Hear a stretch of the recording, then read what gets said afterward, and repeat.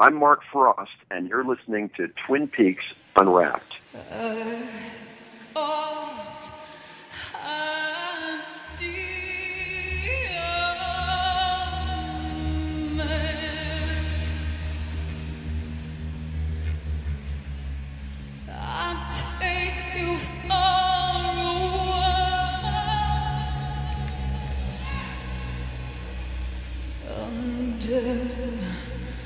The sycamore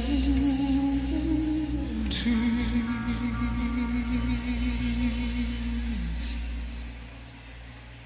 in the dark trees that blow, baby, in the dark trees that blow.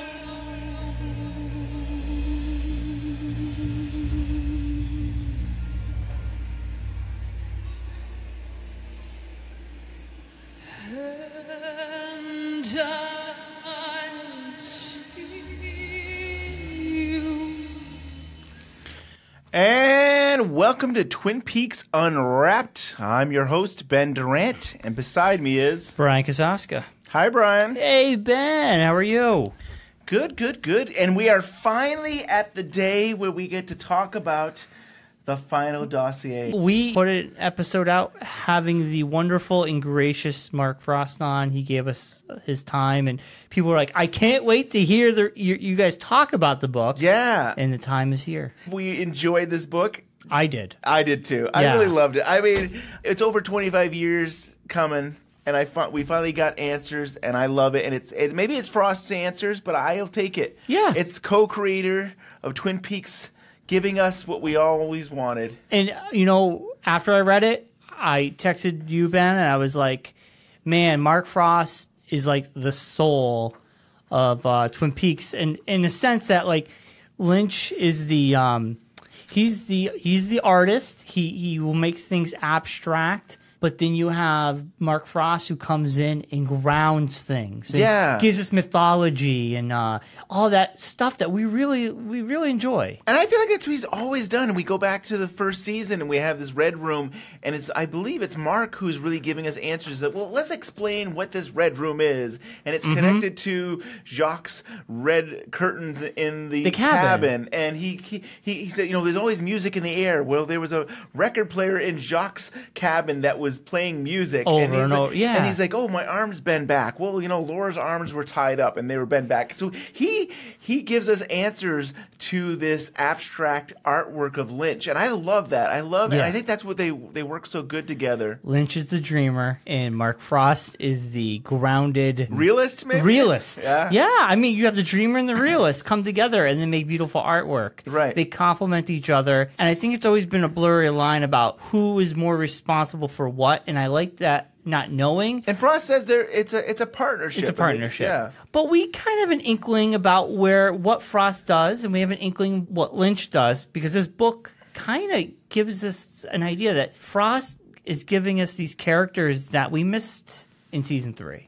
It's kind of cool. It is really awesome. And so we are so lucky that we've got 2 guests on the show today. It's a doozy. It's a doozy. We get to talk to John Thorne, and we get to talk to Joel Bocko about the book and about all these theories about Twin Peaks. All right, we're on the phone with John Thorne. You know him from the Wrapped in Plastic work and from the Blue Rose magazine, and he is the godfather of Twin Peaks.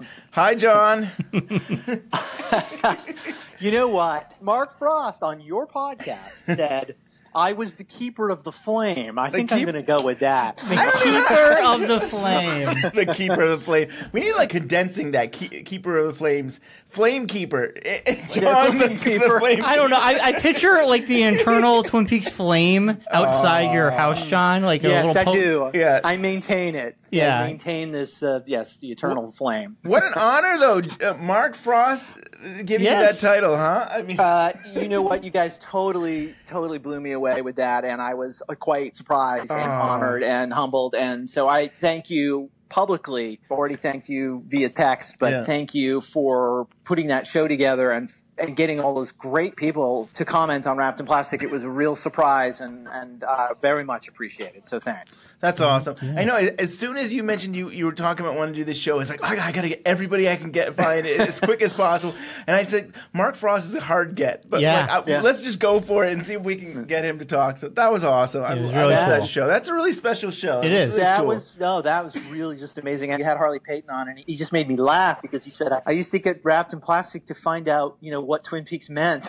Harley Payton was like, they tell me what it means. This is the producer of the show. Yeah. That was pretty impressive. So again, thank you for that. That was great. So awesome. So we are here now to talk about Mark Frost's new book, The Final Dossier. What's your first reaction of it? Yeah. I'll tell you, my first reaction was this was the book I wanted to come out in 1991. This was what we were all hoping for when the series ended in 1991. We didn't know what was going to happen, and everyone said, well, there ought to be a book that kind of tells us where things go. And I felt like I was, back in time, especially reading, I think the first one is Leo Johnson, what happened to Leo. And, from that perspective, for getting some of season 2 clarified, I was really very, very happy to see them, spell out some of the things that the new show, either they just didn't need it or feel like it was part of their story for season 3. So that was great.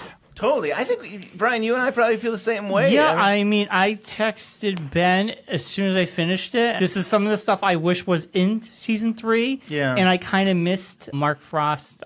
He's very good with the mythology of the stuff you love from 1 and 2. And I was like, oh, man, this is the stuff I was missing, and I really enjoyed it. And it's really about the characters. I mean, that's what it's all about. Yeah, going back to the well of characters we missed in season 3. It was really enjoyable because of that. It really had a season 2 vibe for me. I mean, it really did. And, season 2 gets a lot of criticism, and there are things about season 2 that maybe deserve criticism, but there's so much good stuff in season 2, and so much of that mythology about the Dweller on the Threshold and the Black Lodges and the White Lodges, gets introduced.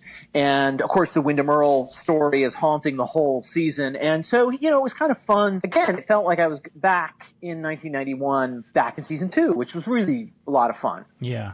And to have it from the co-creator of the show, to have these words in print, I love it. Yeah. You mentioned Leo Johnson. That was like the autopsy. It was one of the first things in the book. I liked it. I mean, it kind of got it that he was killed by 5 gunshots and that spiders didn't kill him. Because we all knew the spiders didn't kill him. It's interesting. I wasn't sure what had happened there because I'm very familiar with the original script for episode 29. And the way that script, if I'm not mistaken, I haven't looked at that in a long time, but if I'm not mistaken, they actually script a scene for Leo. Yes. Doesn't Hawk goes into the cabin and then there's gunshots. Now, obviously, that's not what happened in the Final Dossier, but there was this whole scene. I've got a little synopsis of the unseen Twin Peaks. So I think I know about that.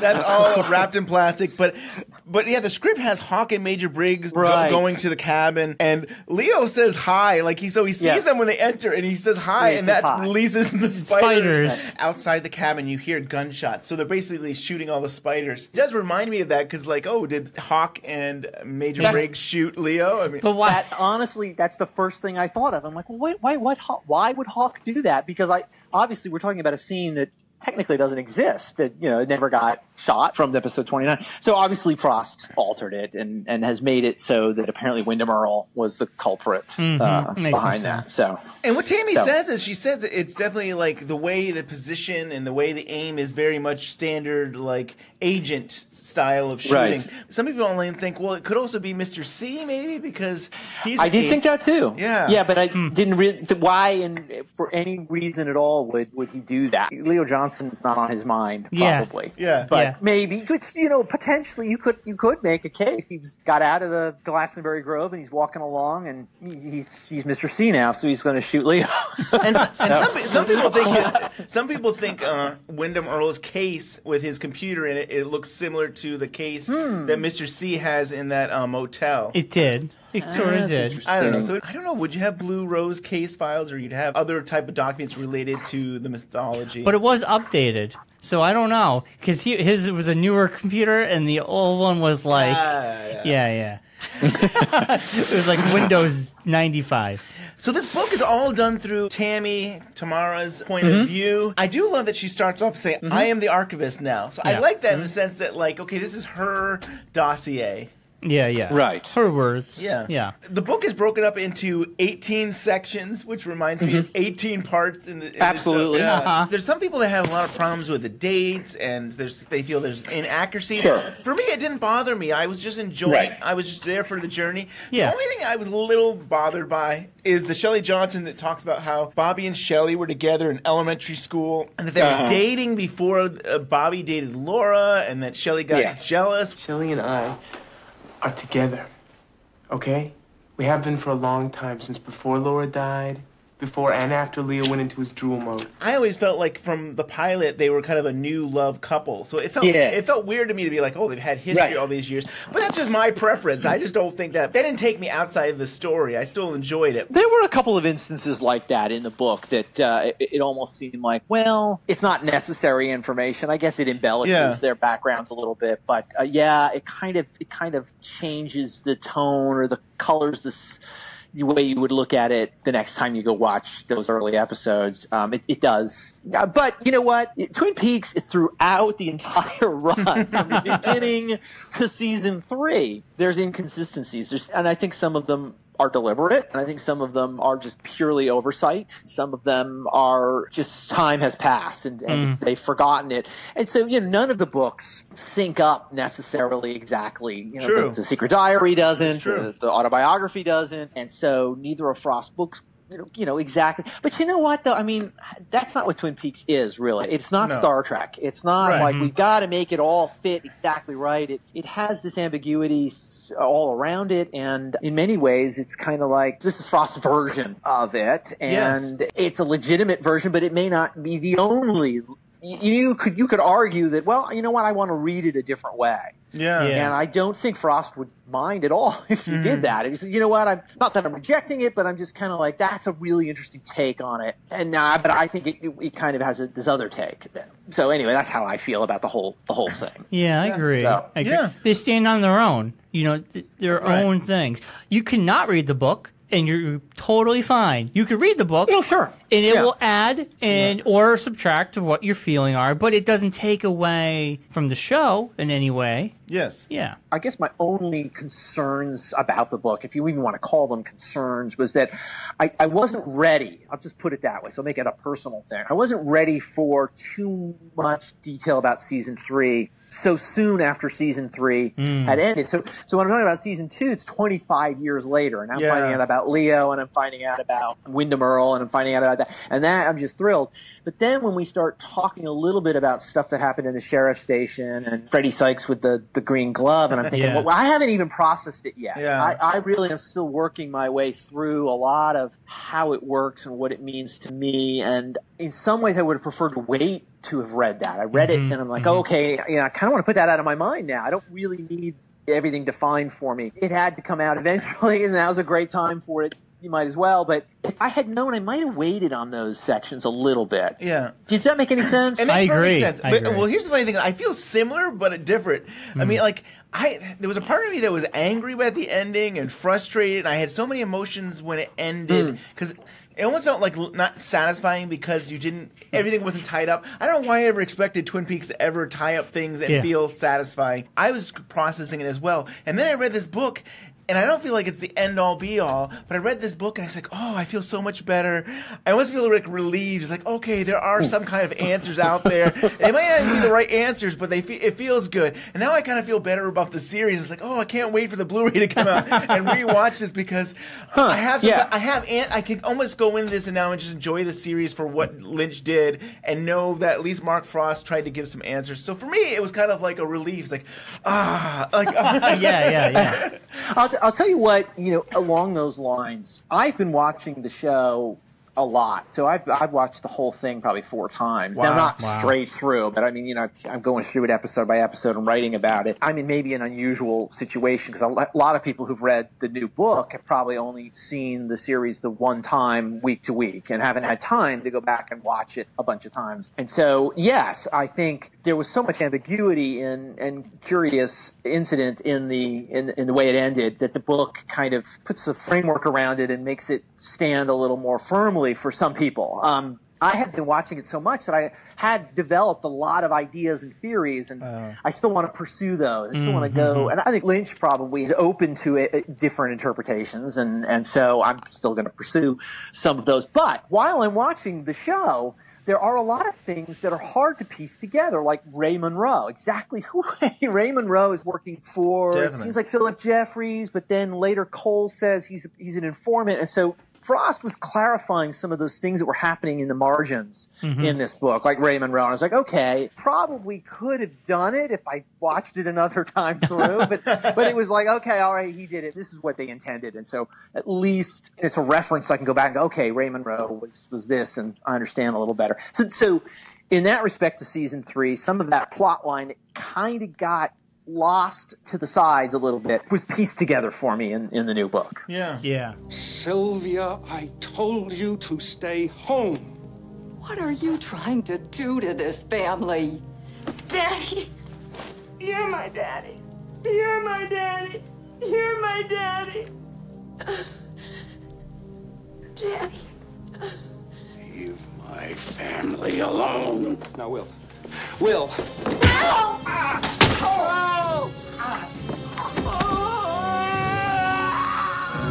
Section 2, Horns and Haywards. You get more understanding of what happened after Ben hit his head. And Yeah. I was trying to read between the lines, and it's like, did Benjamin maybe say, no, don't take the fall for this, Doc. Just say that I fell, I slipped or something like that. Because essentially Doc is covering this all up. He makes an excuse for it. He rewrites his diagnosis. Right. And I'm wondering, would Doc do that on his own? He always seemed like an honest person. Look. This is the story that Mark Frost is spelling out that happened in the 25 years between season 2 and 3, and so it is what it is. But wow, it was hard for me to accept that Hayward would have divorced Eileen, and moved away. I mean, I think he was such a loving father, and he loved his daughters, and certainly there was more than just Donna there. There was Kirsten and Harriet, and so, or maybe there wasn't enough to support for me the idea that he would just divorce her and move away. Just because he found out that 20 years earlier she had a fling with Ben Horne and Donna was not really, you know what I mean? It is what it is, though. So here's how I try to justify it. So I justify it that it was actually Donna that broke them up. I want to believe that. So Donna's in the house, and she makes it so difficult to live in that house because she's angry with her. She's angry with her mother for cheating on her dad, and she's just mad at the whole thing. It's almost unbearable that it wasn't that they didn't love each other, but that maybe it was better. But Donna was getting old by then. Sure. Yeah. She was older. She was probably in her 20s. Right. She wasn't a kid anymore, so she could have moved out. At the same time, I think in the series, Doc seemed to know about the relationship. So I don't. Yeah. I think he says it's something we've kept from you, wasn't it? I feel like that. He knew all along. Yeah, I know. It's hard to believe because they seem like such a good, a great family. They were such a wonderful family, and they seem like they could go. Nothing could break them up. But yeah, I don't know. Life is funny. Although you could imagine if this section was turned into a script, and they expanded the story, and David Lynch directed it.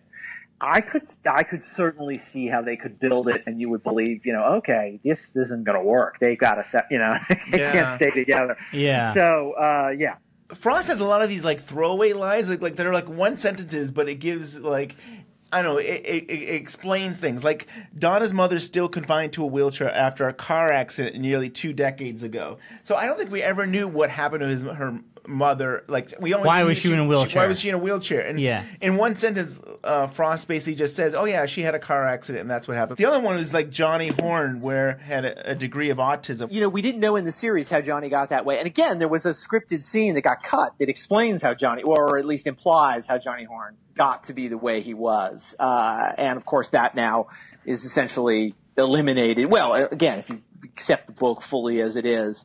So now Johnny Horne essentially was born with some problems and has had to live with them his whole life. But the scripted scenes implied that maybe he fell down the stairs or something like that. Audrey pushed him. Remember or that? something? Yeah, it was actually could have been Audrey, and it was a whole thing with Jacoby saying to Audrey's mom, "This is not from a fall. That there's something." He was doing it in a way that it was something that he had to make a breakthrough. That it was in the mind that he. I mean, I think they were trying to. Maybe he had seen some kind of secret. So was it connected to Laura Palmer, or was it something that he had seen? Again, one of those plot lines that they just cut and it never developed. So really, it isn't legitimate. So Tammy discovers that Benjamin Horne has been giving money every month to Lane Hayward. That he continues giving money, and that was nice that he was supporting. Cool. But it's interesting that so Tammy's saying Benjamin Horne denied repeated requests for interview on the subject. But it's later in the book she actually does sit down with Benjamin Horne about Audrey. How about we talk about Annie? Oh, now we can talk about Annie. We turns out that she is actually a stepsister of Norma. This part got dicey for me. To me, it makes perfect sense that they would be half sisters. But doesn't they get into the point where they say Norma's mom was her stepmom too? Yes, Vivian. Yeah. That's where it got dicey for me, that little part. It doesn't do any... It's not like a big thing, but it's weird because... It's convoluted a little bit. It's a little convoluted, but it's fine. I can roll with that. It just... it wasn't my favorite. You know what? It really is insignificant in the long run. And when it comes to Norma's mother, I mean, yes, the fact that Annie's a fairly major character and connected to Norma, that we kind of need to know how those connections fit. But I just kind of breezed through. I mean, I certainly read it, but I was like, oh, okay. He's going to explain now why we didn't get this information in the first book. And so I just was like, okay, well, this is just as good an explanation as anything else I could think of. So, it was fine. And I kind of did think in the past that Annie might be a half-sister of Norma's. I did, because of the different names. Just seemed to me like that might be the best way of viewing her. So it just sort of confirms that. Yeah. And it was such an age discrepancy, right? Yes, I mean, big time. Annie was around early 20s, and Norma, I'm sure she's in her late 30s at least, 40s maybe. Yeah. So that makes sense. It does. Annie, though, I mean, this is a big thing. This is one thing a big question. Well, one of the things, too, is that there was a whole thing about why did she commit suicide. And in the season 2, she talks to Cooper very briefly about that there was a boy. Annie, I know how hopeless things can seem. I know about the dark tunnel you can fall into. It happened before I went away. It happened because of that boy. To me, I thought it was it was something to do in high school, and she was bothered by this boy, and she slit her wrist. And in this book, it seems like she was sexually assaulted by her stepfather. Yeah. But then I still trying to put it together. Could she have many relationships with men that drove her over the edge? Because I think this was pills or something else, and maybe it was other times she... I feel like she probably tried to commit suicide multiple times. What do you think, John? Well, it's interesting. I mean, the character is a curious character. I remember Harley Pate kind of laughing about the Annie Blackburn character, the way they made her from a convent. He's like, I think he was even like, it's crazy, but she was a convent. It was the result of that fast writing on a week-to-week, essentially soap opera kind of structure. And so Annie Blackburn comes in, who is this sort of holy figure, from a convent. And so Frost here in this book tries to give us a good explanation as to how she ended up in that convent, and it worked for me. Okay, it's hard to imagine she just volunteered. I'm going to go, but she's gone to a Catholic school, I think he says, and she has been, kind of left home already. That works for me. And I guess ultimately, the details about Annie's history, I don't know if I needed to know. Maybe it diminishes her a little bit by knowing all these details about her childhood. But what I was kind of happy about is we did have to find out what her ultimate fate was. And while it is not necessarily the happiest of fates, she's not, herself, he does go to pains to say that she seems almost like at peace and almost transcendent, as if she's left this world and has achieved some greater peace. That's how I read it, and I think that's what he was trying to convey, and that she says, I'm fine, and that she literally is fine. She's like Laura at the end of Fire Walk with Me. Laura does find some absolute transcendent peace, I think. So Right. that's how I read it. Yeah. The week that it came out, we were recording here in the studio, and Bryon, you shared with me, everybody knows this now, but you shared this with me about the I'm fine thing, and I don't know how I missed it when I was reading, but share. Yeah, I mean, right away when I read that, it said that in the morning at 8 or whatever time in the morning. 8:38 or something Yeah, like that. she would say, I'm fine on the anniversary. Yes. And I was like, well, she's speaking to Cooper, because Cooper Which is really Mr. C. Mr. C. The double. Because he did that in the morning. How's Annie? I'm fine. So I feel like she's just reliving and answering Isn't that crazy question. though? But it's a tongue in cheek of Frost to do that. But it's also interesting to see that this is happening. It's almost like Mark Frost is talking to David Lynch through the book. Like they're having their own separate conversations, I'm fine. and you sync them together, and they work. It's weird. Well, you know what? I mean, no, honestly, the last words of the original series are "How's Annie?" And so Frost has given us the answer. She's given us the answer. Right. She's fine. She's fine. That's all we need to know. She's fine. How are you?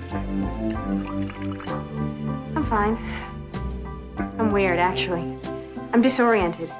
I'm not sure where I am. I mean, I know where I am, but it feels odd being here. I'm okay. Okay. Listen to me. I've been out of circulation so long I've completely forgotten the social niceties. I mean, you ask me how I am, I'm not really supposed to say how I am. I'm supposed to say, I'm fine, thanks. How are you? I'm fine. Thanks. And I question, Everything's is she okay. fine, or is it some eerie, disturbing, like, I'm fine? She's You know, comatose. I've only read it once, so maybe I missed some stuff. But my reading was that she was at peace. She was fine. Yeah. So I like that. I like that interpretation. Yeah. And That's it what I was got. interesting also to say that she hadn't really aged. But funny, the actress to me, she still looks amazing. Heather Graham still looks pretty young. Heather Graham, yeah. But she did try to commit suicide again. I mean, she was in Norma's care for a time. Yeah. So I mean, she's had a rough ever since being with Cooper. Her life has not been the same. No, before Cooper. Don't blame it on Cooper. Okay, the happiest time she had in life was with Cooper. Yeah. I'll say it that much. I'll say it like that. I would love to have seen something different happen with that character. This is okay. I mean, this is the explanation that Frost is giving, but it's always intrigued me that she was in the Red Room when Cooper became the good Cooper and Mr. C. She was the only one who came out with any information about that. And I guess it just seemed a real natural thing that either Mr. C was going to go after her and kill her because she knew something. True. Or that she was going to assist Major Briggs, and provide intel onto what had happened. It almost seems like a missed opportunity to some extent. Yeah. I think there was a really interesting way they could have gone with her. And I held out hope for a long time while we were watching it over the summer that she was going to make a surprise appearance. Yeah, I think we all did. And I had predicted that she would, but I guess they just felt that their story was a different kind of story. So now we know Annie's fine. She's fine. But it's interesting, you think of any of the humans that have gone into the Black Lodge, none of them have really recovered or come back whole. I mean, it took Cooper a long time to come back. Laura Palmer gets sucked away, and she becomes Carrie Page, it seems to me, and she's not herself. So I wonder if you go in there, you don't really come back yourself totally. Yeah. And I mean, that's what it seems like Annie. She's not quite there. Well, there's an implication in season 3 that Diane went in there, too. Yeah. And she tells the story of how, Mr. C came and then, and then he took her to the convenience store, as she called it, the gas station, but it's the convenience store. Right. And, I mean, Diane's a fascinating character, and I'm going to be writing about Diane. Diane, in some ways, is sort of critical to the entire story. She divides into different personalities, too, just what you were saying, Ben. There's different Dianes. I would argue there's many Dianes in season 3, but that's maybe a conversation for another time. And John, I think I've said to you, probably not off air, the only thing I missed of Wrapped in Plastic, I think you guys covered just about every single thing I could think of for Twin Peaks in Wrapped in Plastic. The only thing you guys didn't really cover much was Diane. Like, I would have loved to have an article about, I mean, then all we had was Cooper's You didn't really have a Diane. We had Cooper's audiobook. Yeah. Right. Again, I've been really paying a lot of attention to Diane. It's so funny. I'm actually looking at a magazine, this French magazine that I got the other day with I'm so glad you shared that on the Twitter. cover. That's awesome. Yeah, I did, and I'm looking at it right now as I talk to you. So I'm looking at Diane, and Cooper's first words in the entire story in the pilot, are Diane. That's the first word he says. He says Diane. Now, and the interesting thing is, Diane is a heavy presence in season 1, and they're using that story structure technique so that Cooper can have expository dialogue.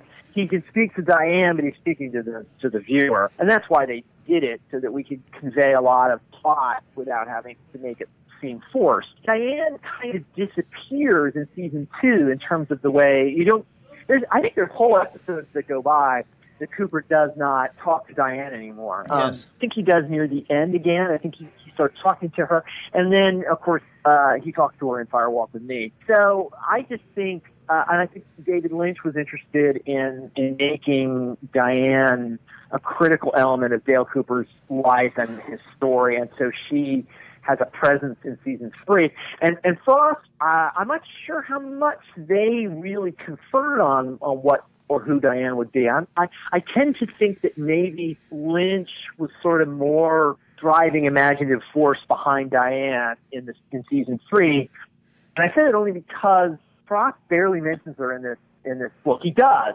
Yes. I say Frost, obviously it's Tammy Preston, but it's Frost, and he kind of almost says she's a mystery. He kind of leaves that open. I'm kind of happy about that, to be honest with you, because I think episode or parts 17 and 18 are just absolutely fascinating when it comes to Cooper and Diane. So there's a part in here where it talks about Diane's transcripts of Cooper's tapes are redacted or modified, and we can't. They're not a reliable source because we have the Tulpa Diane who could have gone in there and messed with it, and then we have Frost went on to Reddit and talked, and somebody asked, is Cooper's autobiography that Scott wrote back during the show's original run still canon? And Frost says, the Cooper tapes might have had an unreliable narrative. So it's interesting, he's basically throwing out his brother's book and saying, you can't trust this book. He seems to do, and it's weird. It can't say any of the books are. You just can't. I mean, it was already that way. It was already that way. The dates didn't match, which again is a minor thing, but the dates didn't match. And the Laura Palmer book, they're good books. Yes. They're good stories. They inform the narrative in a lot of ways. They embellish it. It's like adding spices to the broth. Yeah. So valuable, especially I think the Secret Diary and I think Frost's first book, the Secret History of Twin Peaks. But all of them don't mesh with what we saw on TV, and that's okay. We have an explanation for why it doesn't match. I didn't need one, but that's good. Yeah, or even we can even look at the last book, The Secret History of Twin Peaks. We had all these, Tammy was using Cooper's tapes. She had access to it, and so it's interesting to think everything you've learned might not be true because we now realize we have Tulpa Diane messing around with things. So I still think that's interesting. And Frost giving out these little clues, in our interview last week, he did say the narrative of the Final Dossier was reliable. Because she's an FBI agent. Because she's an FBI. Right, but he said the last book might not be reliable. So it's interesting he's going and saying these things about the books. Yeah. It's interesting. Yeah. The book does not address everything, which, again, I'm glad about. And so there's still ambiguity, particularly in the last 2 hours of season 3, which I want it to be open. I don't want it. I don't want either Frost or Lynch to come along and say, this is what happened and this is, how it happened. Like that I can kind of go in there and play around and come up with some ideas, and then someone else can come up with totally different ideas. And it's just sort of I won't call it a game because that reduces it, but it's a work of art. It draws you in, and I think is valuable in the way that it engages your mind on so many different levels. So Tammy basically discovers that Laura Palmer didn't die? Well, she's having a mind wipe. She's forgetting things, and she's like, I'm so happy I'm writing this down. She finds the articles, and she starts talking to people, and they're basically Laura disappeared. Right. Cooper went in there to find missing Laura Palmer. Thought there was a possibility, because they were keeping so much secret. Yeah. About season 3. We knew nothing. And I know I spoke with a number of people, just, it's casual conversation, and just said, I would not be surprised if, part 1 of the new Twin Peaks opens up and Laura Palmer's still alive. That she never died, or that she dies in this one. She's now a 45-year-old woman, and she gets killed, and we got to find out who killed her. Certainly capable of believing that Frost and Lynch could just do anything, and felt the freedom to do anything. And we don't know if she's alive or not. I mean, we really don't at the end of season 3. I don't think the book only says she went missing. Yeah, right. The implication, of course, is that she was pulled away to either another world or another place on Earth. Carrie Page. Yeah, she becomes Carrie Page, and of course there's a lot of ambiguity there. There's a lot of ways you can read that. I don't know.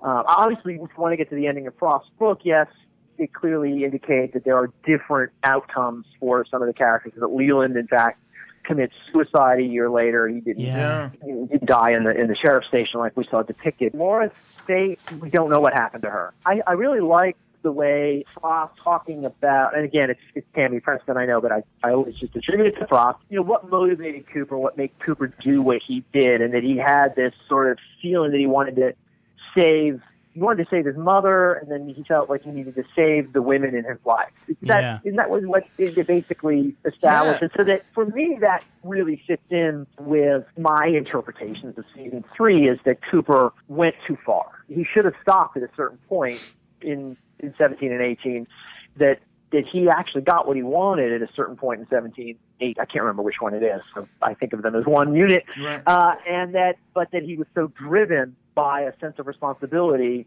that he went too far. This is my reading completely. And so when he goes to find Carrie Page and bring her back to Twin Peaks, whatever happened, I'm not sure I know exactly what happened, but he shouldn't have done that. That's how I'm reading it. And I think Frost implies, maybe, that he was driven to do this to a fault. And I would say that we saw that depicted in the show. Mm-hmm. Definitely. I mean, Tammy seems to say he has this whole white knight syndrome of Cooper. Yeah. I mean, you look at it in Caroline, Annie, and Laura, like he seems like he always needs the help. And I think in the autobiography book there, I don't know if his mother was dying of cancer or what, but I think we did learn that his mother was ill.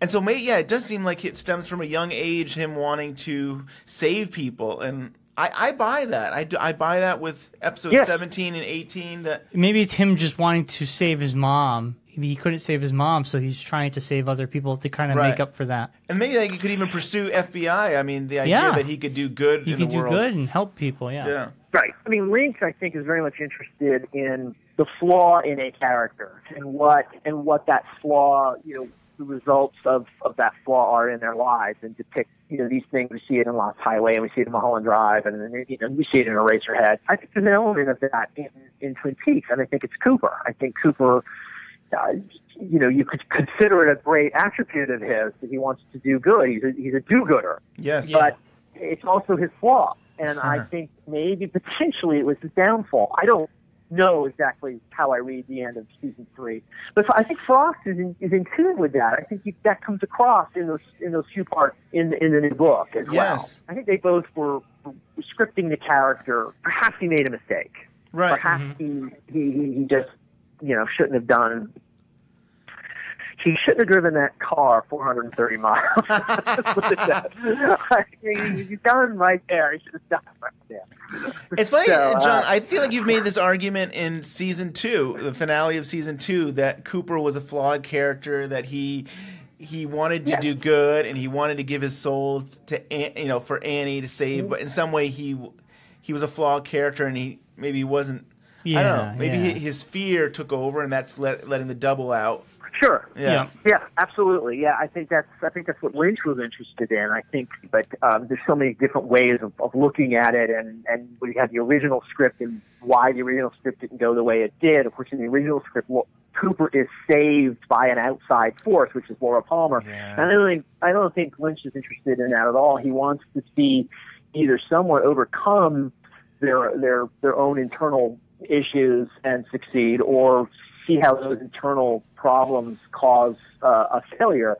And I would argue that Big Ed is a success. That he stayed true to himself throughout his story, and Nadine releases him, and he goes to Norma, and Norma, he's uncertain when Norma's like, I can't really talk about that, and he sits down and he meditates, and that's one of the great scenes of the season 3. It is great, and I'm just using it as an example of, I think Big Ed stayed true to himself there. He did not. He does say, give me a dose of cyanide or whatever, but he sits there and he meditates, and he stays true to his feelings for Norma, and it pays off, and he gets the happy ending. I think Cooper doesn't quite get to that. I think Cooper in season 2 and then also in season 3, he can't quite fully trust himself. Yeah.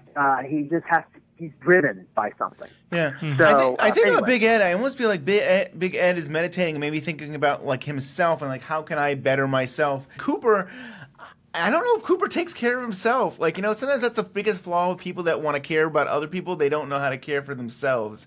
And I wonder if that's Cooper's real problem is like, he doesn't think about himself. So he's always getting a good night of rest. He always seems very like a Boy Scout. Like a Boy Scout, but I don't know if he has good judgment. When it comes to ladies, I don't think he has good judgment. I'm revealing some of the stuff that I've been writing for Blue Rose, but that's okay. And everybody out there, go buy it anyway. We're all looking forward to issue 4, your follow up on the guide of season 3. Yeah. And I've been writing a little bit about Dougie, and I kind of feel like Dougie is the good, purely good Cooper without that mental drive that he has to go and solve a problem. He is just pure goodness, and he radiates goodness, and so everyone who comes into contact with him becomes a better person. They become better.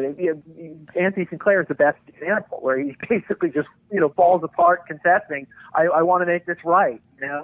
Why? No other reason other than he got exposed to Dougie. And once Cooper's mind asserts itself and comes back into Dougie, then Cooper is still good. He's still good. He is that do-gooder. Yes. But now he's perhaps missing the things that were around him. He's moving forward, and he's not seeing what's around him. That's just sort of just a rough rating of how I'm looking at it. I like that a lot. I mean, before I had a family, I'm still driven with things, and I want to do all this stuff, and before I had a family, very selfish, because it's like, I got to go see a movie, I got to go do this, I got to do that. And boy, but like for me, my life changes. Like it kind of reevaluate what's the meaning of life, and for me, it was family. And I look at Dougie Cooper, and he realized that. He realized that it was all about his son and spending time with his son and building this relationship. So I don't know. I think there's something we can learn from Dougie Cooper. Dougie, yeah. Absolutely. No, I think Dougie. The more now that we've had time to process it, when you're watching it week to week, and you're like, "Where's Cooper? Where's Cooper?" It's kind of that's me. But in retrospect, Dougie stuff is so valuable. I mean, it really is an interesting. Obviously, there were forces that were protecting him. I think the guy who comes up and shoots Sean Holland out of nowhere was obviously protecting him, but he was good. There was no harm in. There was no bad in him.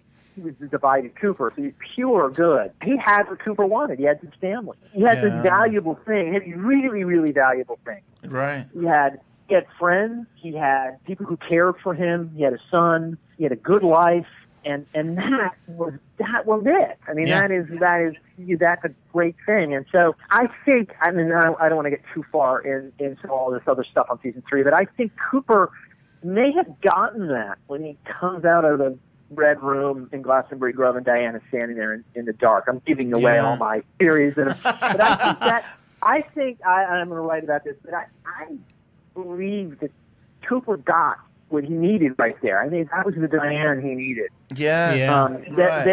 For me, that's one of the best scenes in the entire run, is that emotional contact between Diane and Cooper in the woods. She puts her hand on his face. They just look at each other, and he says, "Is it really you?" And it's just this connection that this is what I wanted all my life. And the next thing you know, they're driving away, and she's like, "You sure you want to do this?" And he goes, "Yeah."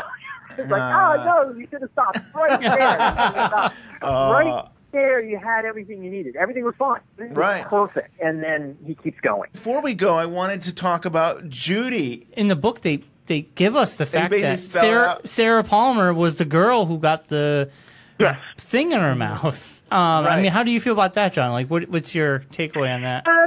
I got mixed feelings about it. I'll be perfectly honest with you. I mean, I think when you watch season 3, it was almost like, who else could it have been? It kind of had to be Sarah Palmer, given what we all thought that was going on. You know, I mean, obviously, when we just had Firewalk with Me, I had this theory that Judy was Laura. And it was an ambiguous thing. What is Judy? You know, and what are names and what are identities? And I kind of like all of that. Now Judy is very clearly defined as a very powerful force of evil. I guess I kind of wanted the mystery of Judy to stay a mystery, and it's not so much a mystery anymore. It kind of gets a little reduced, I think. And you know what? It's such a tragedy too. Sarah Palmer becomes essentially a worse bad guy than Leland was. So. Although I guess it certainly seems pretty evident that Judy is not completely defeated and certainly denied in season 3. You know, she doesn't get what she wanted, whatever that was.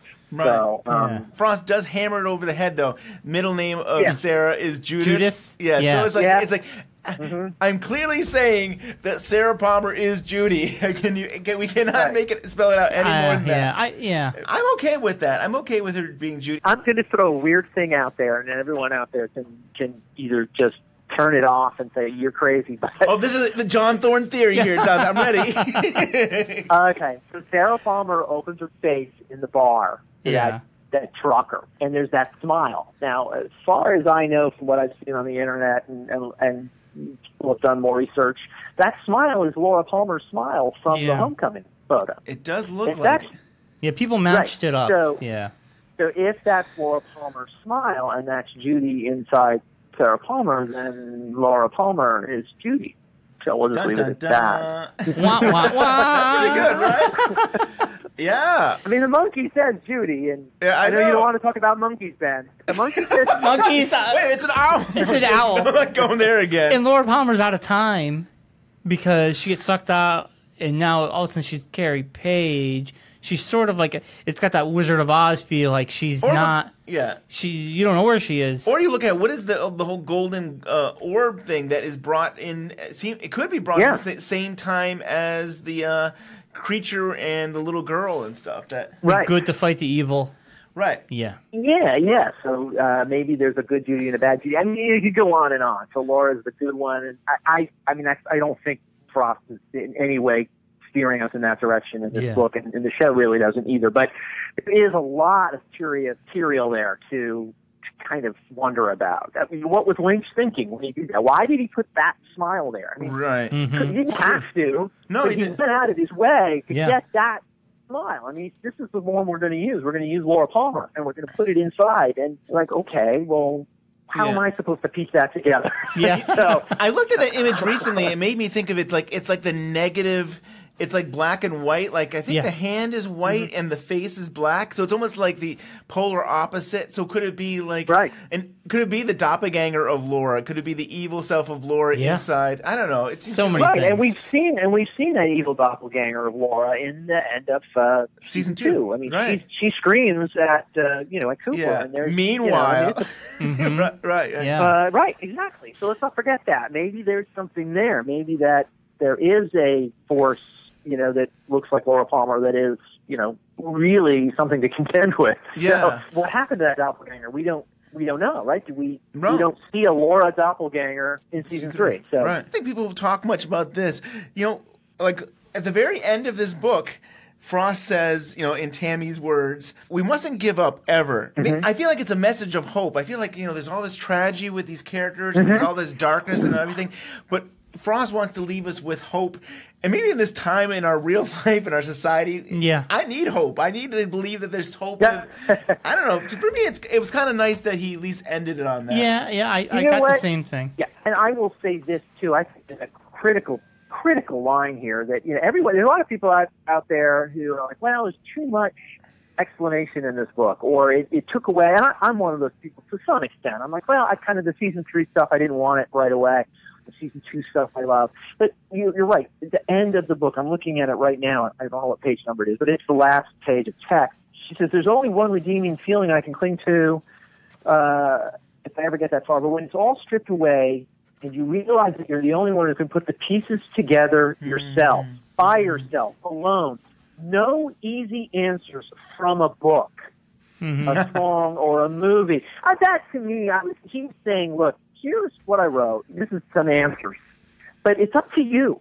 It really is. I mean, it's up to you to piece it together the way you want to piece it. I think Lynch feels that way, too, for sure. I think it's like, you know what?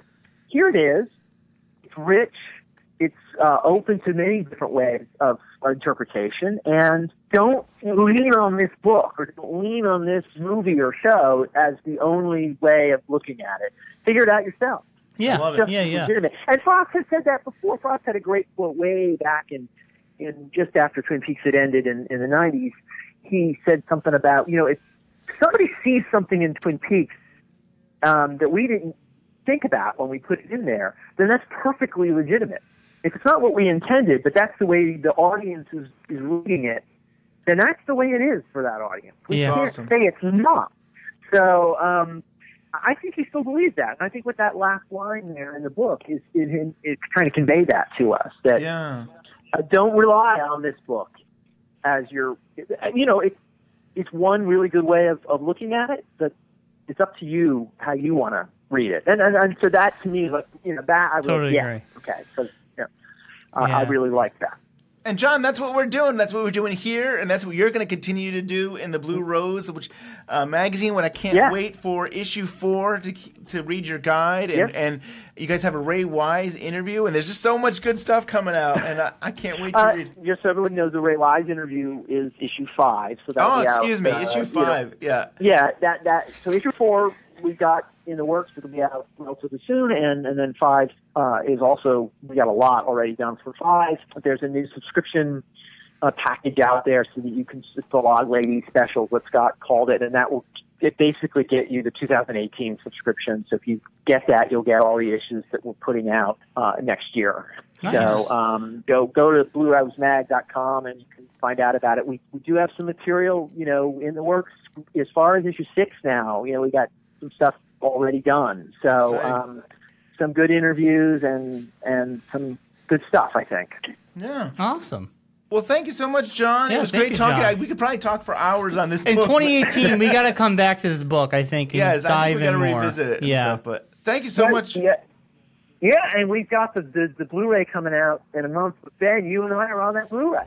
Yes, forever. It's awesome. John, you a little bit more than me, but I'm happy for my 1 second of fame, and I can't wait to see what you have to say again on Twin Peaks history forever. Yeah. So, all right. Well, at least it's there. I'm kind of happy it's I'm there. very You happy can to. frame it, Ben. You can see yourself on the big screen. Yeah. Oh, yeah. Thank you, John, for actually pushing me to do that interview. That was awesome. It was fun. Yeah. That was great.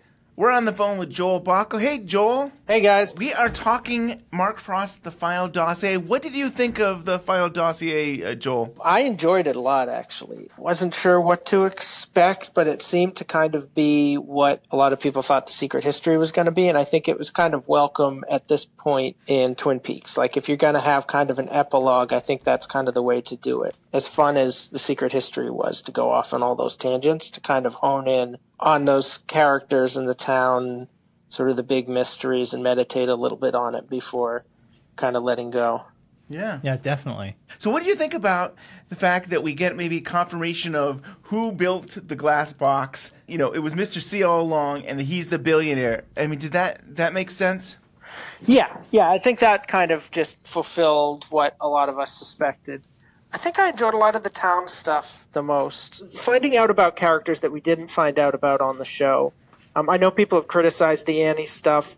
I got something out of that. I think it was it worked. And the Donna stuff, I think similarly was kind of satisfying to hear more and just explore those avenues.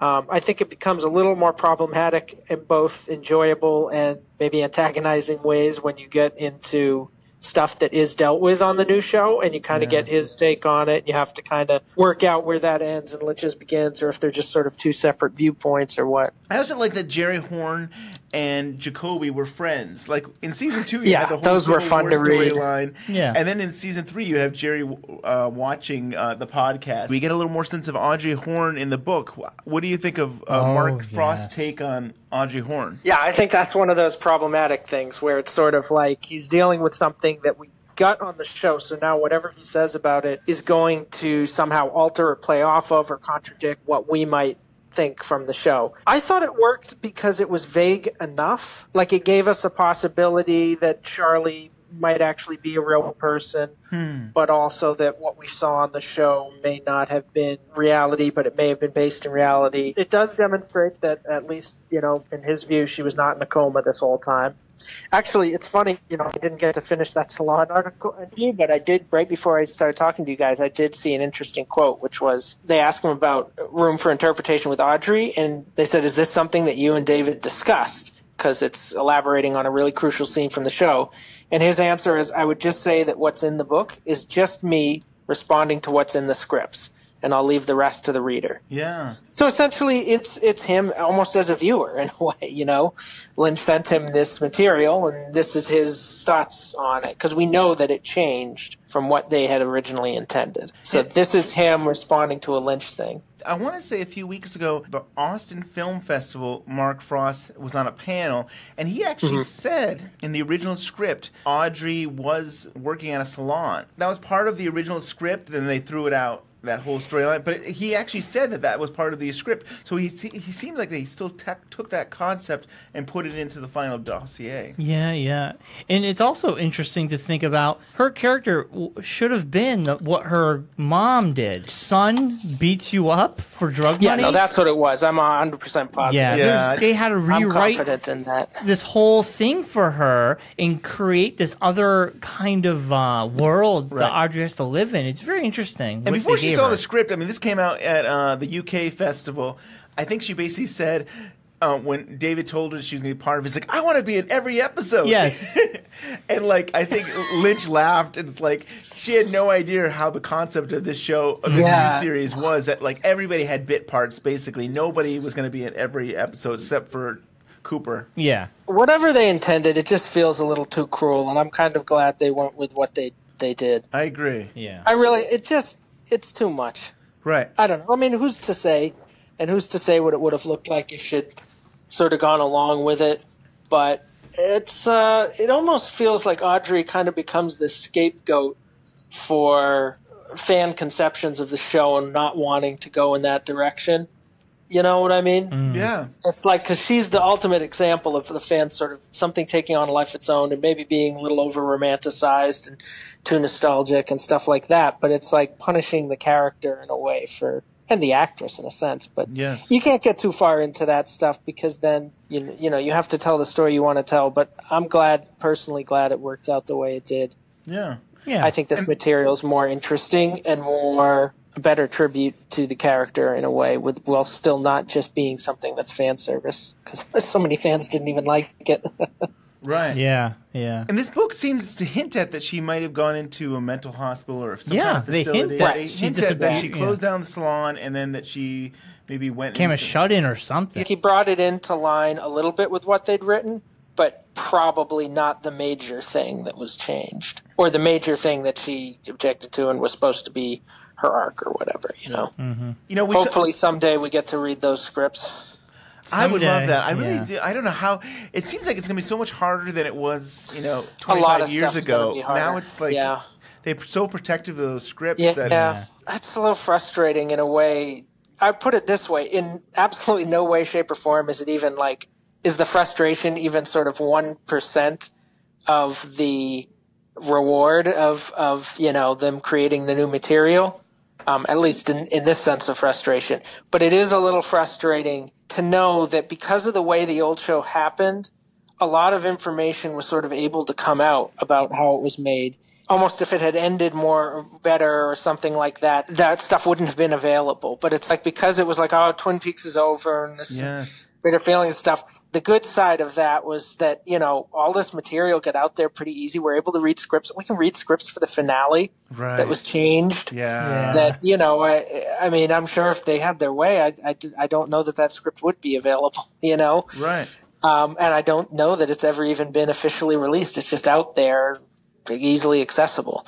So it's frustrating now, in a sense, because they're much more conscious of wanting to sort of guard the process, and it's just the two of them now, too. That part of me feels like we're never really going to get to know anything. I'm actually really excited with all the stuff that has come out in the past few weeks. Yes. So that's a relief. I thought this was kind of funny, actually. He said in the interview with you guys, Mark Frost, that him and Lynch don't really like to talk about who did what. Yeah.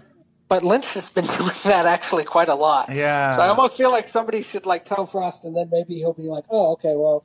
I thought the same thing. I actually took it as almost like Frost is being humble. Like he doesn't want. He is. I think that's what it is. It's so funny. I almost edited that out. Humble, it's sort of. No, I'm glad you left it in because it's sort of revealing in a way. I think I don't even know if it's humble so much as just sort of like an honor code kind of thing. I got it like that. This is the best way to do it. Yeah.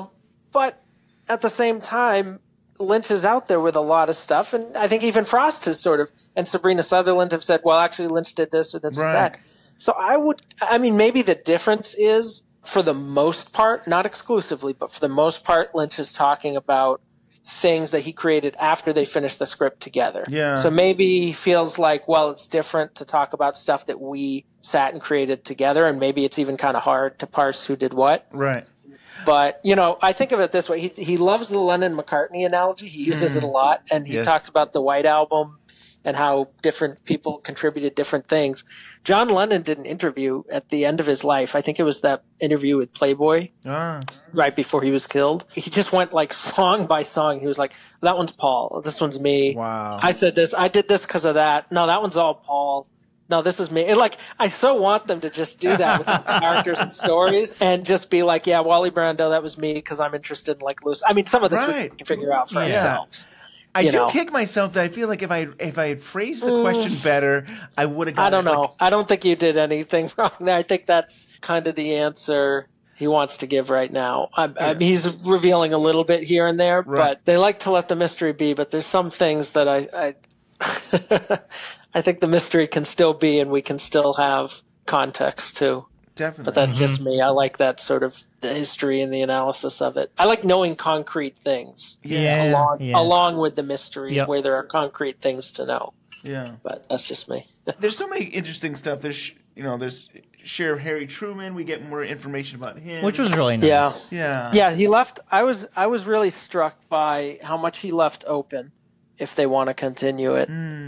I mean, I tweeted out, I think the first thing I tweeted out after I read the book, I don't think we've seen the last of Twin Peaks. My initial reaction when the show ended was, well, that's it. That's how they chose to end it.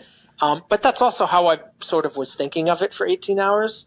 So that's obviously, it's not like something about the ending made me think that. It just was like, well, obviously this is the ending. For the most part, maybe there were a few little things. But I think the more I think about it, the more I hear people talk about it. And now that this book is out and everything, it's just, there's so much left open. Like they're clearly, and they've even said, not this is an ending or this ends. It's, yeah, we could do more. Yeah. Like there's no sense that like they designed this as something that had to be an ending. They designed it as something that could be an ending. Right. Yeah. But I don't know. And so the reason I bring that up with the Final Dossier, though, is just there were so many little details of things that it was like, we're leaving this open. Like even the Annie thing really was left open. Harry was left open. Like he's still fighting the cancer, Right. That's. I feel like everybody's on board. I mean, Sherilyn Fenn said Lynch wanted to do more when we talked to her. I feel like everybody wants, Kyle MacLachlan wants to do more. Every cast member, everybody I've heard wants to do more. And I keep thinking to myself, it's about funding. If Showtime or people will say yes, we'll give you more money, I feel like they would do it. So I don't think they'll give them as big a budget though this time. Although apparently it wasn't. Some people feel like it wasn't that big of a budget, but I don't know. It was certainly more than they initially wanted to give. We know that, right? For sure. Maybe not as many episodes. Yeah, I could take half of that. Yeah, we can eat a good I need 9, 10. Yeah. Or a movie, yeah. Yeah, that would be like almost the most suitable. It's hard for me to imagine it being as ambitious as this series was. Yeah. Right. I don't think it would have as many people. I don't think it would be as many places. Just instinctively, you know, I think whatever would follow would be more focused. I would love a movie. It's tough. I mean, here's the thing too, is like, I wonder how much, you know, because I've always felt like Fire Walk with Me found the form it was supposed to have. And I know Sabrina Sutherland sort of said that thing about, gee, maybe he would consider recutting it and stuff like that. And if you watch The Return, it's like, it's this sprawling story, you know, and Lynch likes to have all this material. It seems like a lot of his later films, they jog between all these different characters and storylines. Certainly Mulholland Drive, certainly Inland Empire, and certainly now The Return as well. They go between all of and Wild at Heart did it actually in a way too, I think.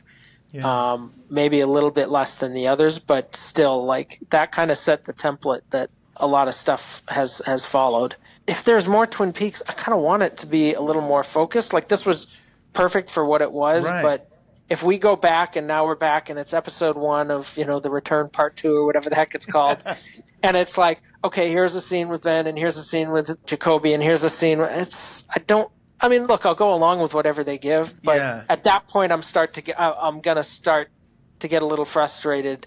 Or even, I'm thinking, like, you don't, it's like, it starts off in Russia, and it's like, what?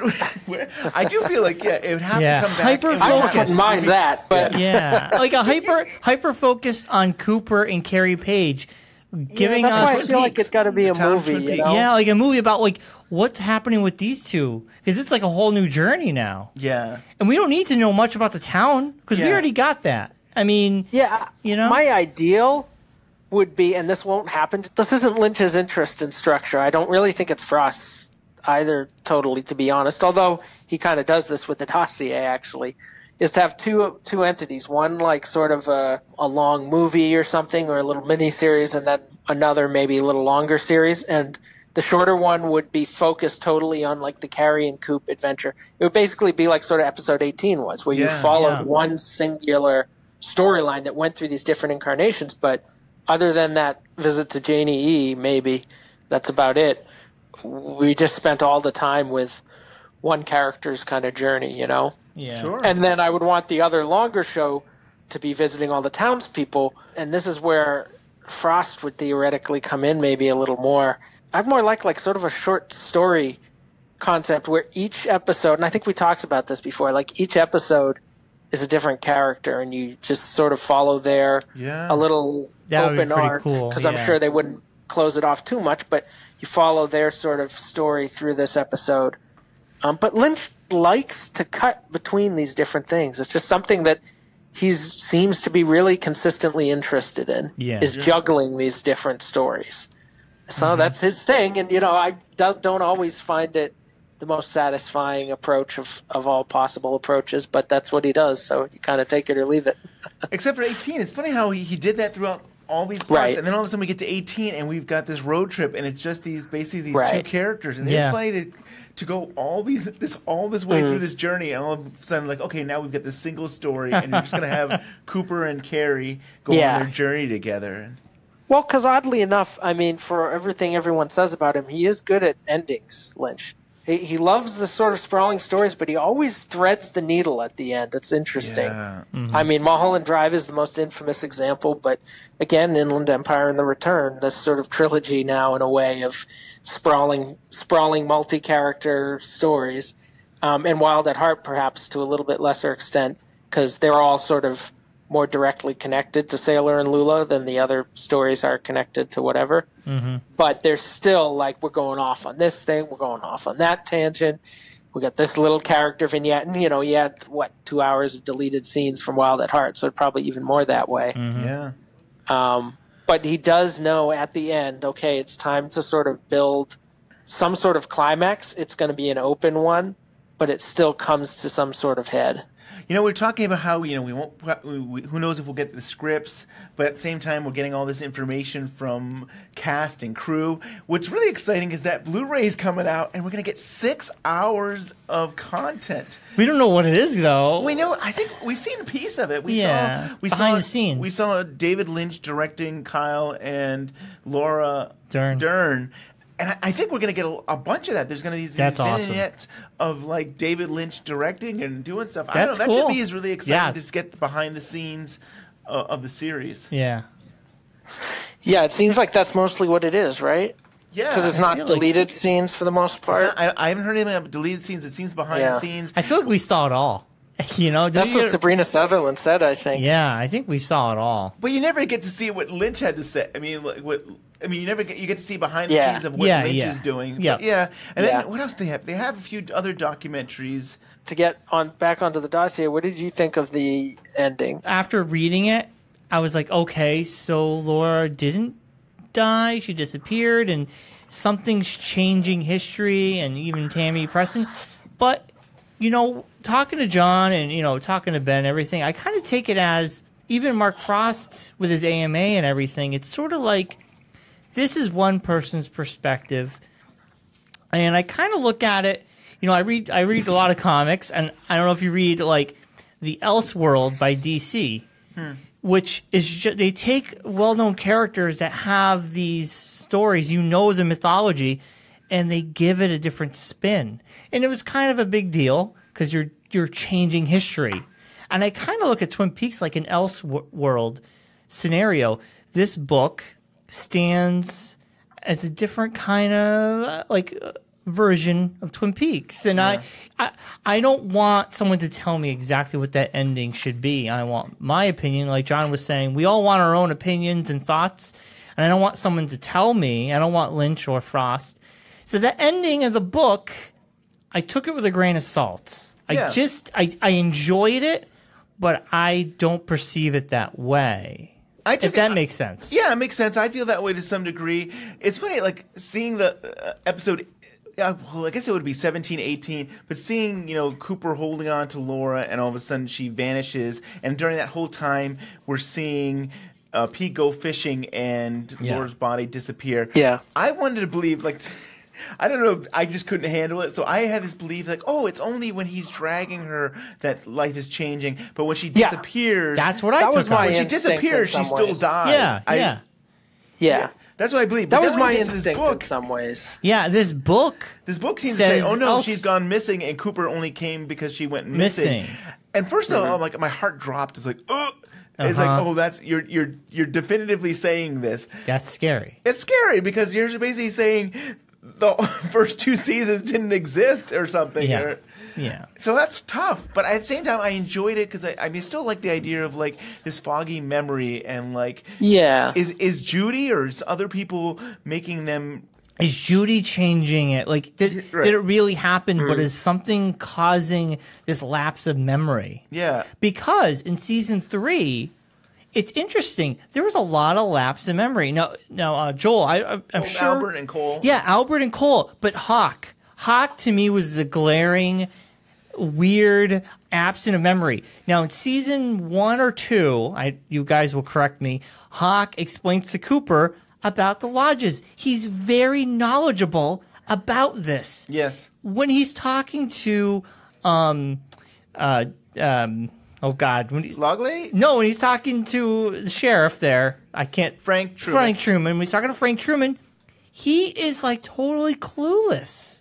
I don't believe that. He has a whole map. He says I don't want to talk about. He was knowledgeable about the map, but he had no clue about the lodges. Like he could have. What? He could have explained the lodges to Frank, but he doesn't. He seems I don't think Frank was at the point where he'd understand the lodges. I know, but I kind of feel like Hawk just seemed kind of out of sorts to me. I don't know. Yeah, it's funny because you say that because, like, you know, he's talking with a log lady and he does go into the woods and he sees the red curtain. So I feel like he knows the gateway into the lodge. So I feel that one scene just stuck out. And then you have Albert and Cole going, I can't remember that. Yeah, that That's- was really interesting. So what do you think, Joel? Yeah. Because I heard Bickering Peaks mention this too. So just to be clear, this idea that maybe the show itself actually represents some things that are sort of from this alternate world or something. Yeah. Yep. Okay.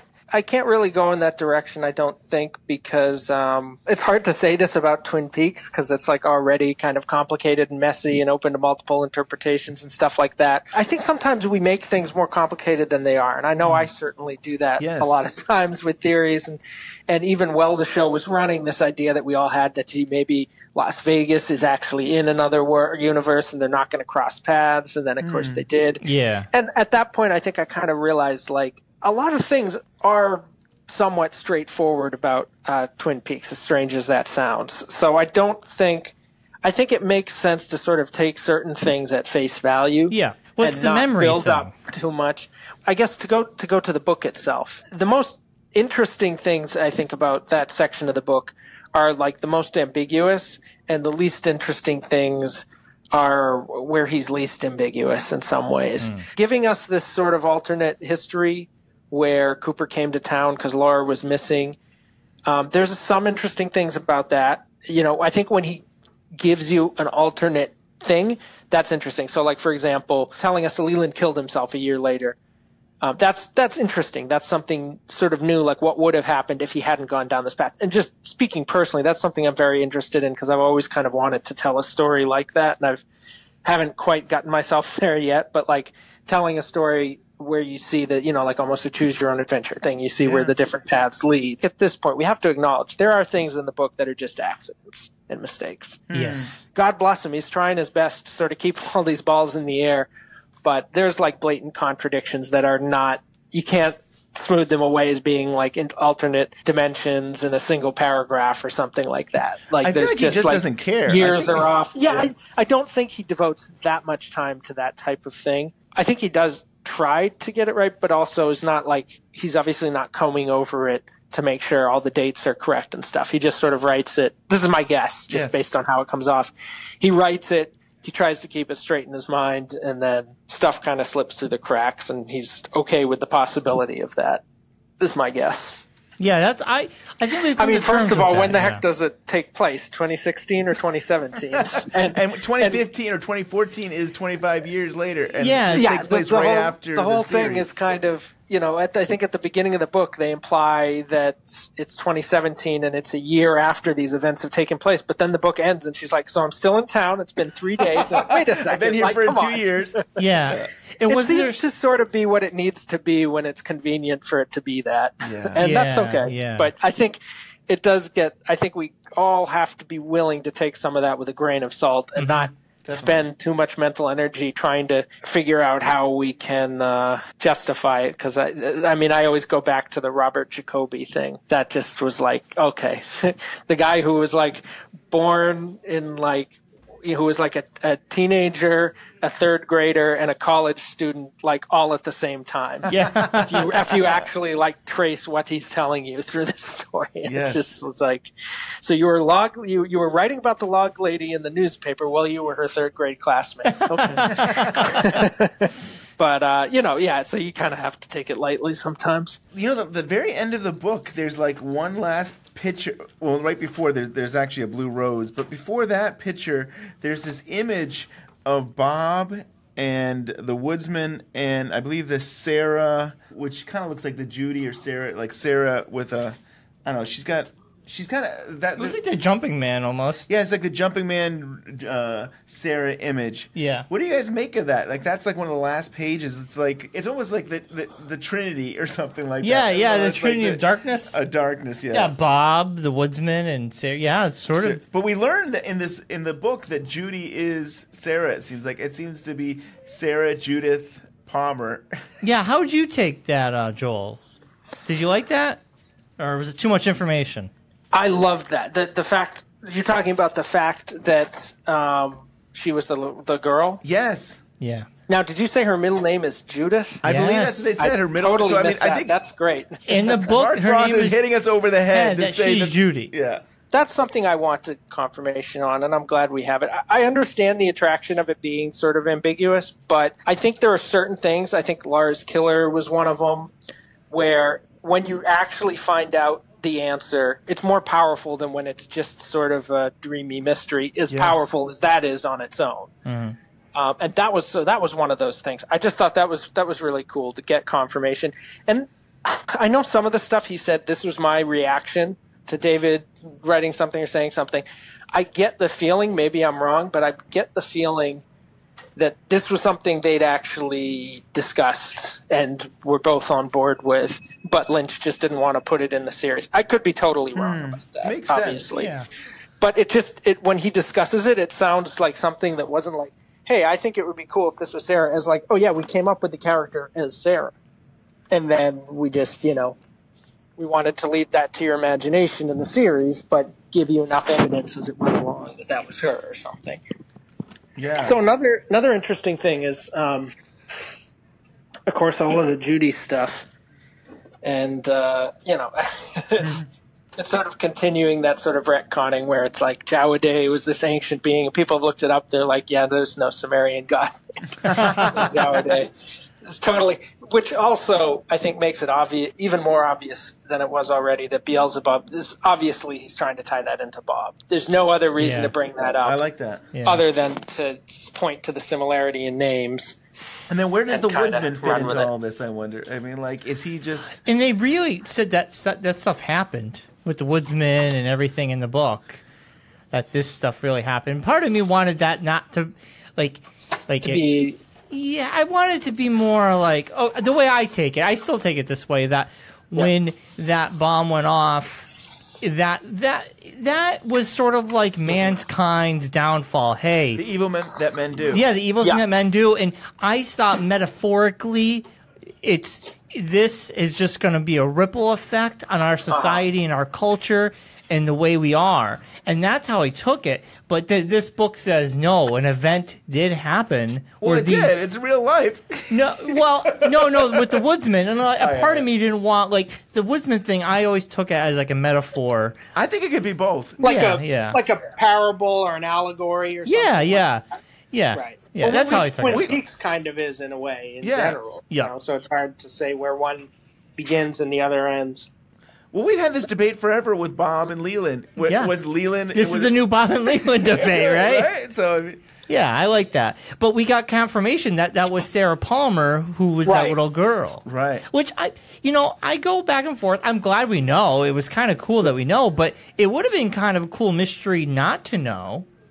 I kind of see it both ways in that one. And you can still have it that way. You can disregard this book say that's not Lynch's vision and it's still a mystery, or you can take Frost's take on it. That's true. I mean, so how about this? This was something I heard on Bickering Peaks too, because I listened to them today. There's a question, I guess, of whether the experiment is really Judy.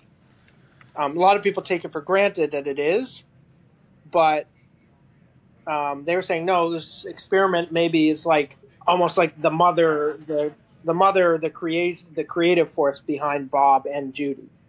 Which also makes sense if you view, because I mean, even the name, the experiment, it's almost kind of like the embodiment of the atomic bomb in a way. Yes, and the thing I like about that sequence is the implication that the spirits are almost like, yes, it could be opening a doorway or whatever, but it's almost kind of like man created these spirits. Yes. They're actually, which goes back to the idea of Bob sort of being a function of Leland, not just being this like possessive being, but being sort of like a manifestation of him in some way. So now anyways, though, if the experiment isn't Judy, then the question is, who is Judy? And is Judy what's possessing Sarah? Yes. Yeah. And is it that bug creature? Yeah. Well, I think it has to be the jumping man, because the bug creature obviously it leaps. That's one of its things. It's got frog legs, and it's got a long pointy nose. When you look at it, it's really hard to see, but when you look at it up close or pause it or whatever, it has like a long mosquito type nose. Yeah, interesting. Yes. And then when she takes her face off, there's like a little something pokes out really quick, and people have paused it and said it looks like the jumping man's nose. And then, of course, the big giveaway is there's a scene where Cooper goes into the convenience store, and you see the jumping man, and Sarah's face is stretched out over it for a few frames. Yes. Yep. I like where you're going, Joel, with this, and even to go one step further, if we go to Firewalk with Me, and you have the monkey saying Judy, before the monkey, you see the mask, and that mask has a long nose as well. It's the same mask a little boy has that's jumping around what Leland is in the parking lot. Yes. Right. I think you got some. I think that's so maybe a running theme. Thing behind the mask is Pierre Tremont, which people have sort of theorized maybe has something to do with Leland, or who knows, but then the other one might be the monkey, which has something to do with Judy, or saying, I don't know. But then also another thing is the first creature we see in that whole sequence is the jumping man. Because when he comes in and says, who do you think this is there? And the other reality starts bleeding over, or we're seeing a flash, or whatever, it's the jumping man that introduces that. Yeah. And then comes into full focus. So the thing with Judy that I had fun doing was I said, well, you call it the jumping man, but what if it's actually the jumping lady? And then if you take out all the middle letters, that spells Judy. Very nice. Wow, I like that. Yeah. Jumping lady. I don't think that's what they had in mind, but it's kind of cool that it works that way. It is. So for whatever reason, Lynch's imagination, I have a feeling it's more Lynch than something that was in the script, because it's such sort of offhand moments. Yeah. Almost all in post-production, I think. Seems to have been drawn to this idea that the jumping man figure has something to do. I always took the jumping man from Firewalk with Me like a metaphor for this darkness, the sickness to move from one person to the next. And I think like Leland had that sickness, and it wanted to jump to Laura, and it wanted Laura, and it almost had her, but it couldn't get her. And I kind of feel like maybe I see that metaphorically jumping to Sarah and living with the ultimate darkness, that her daughter's dead, her husband's dead, she's living in pain and sorrow all her life, just drinking and trying to escape and hide.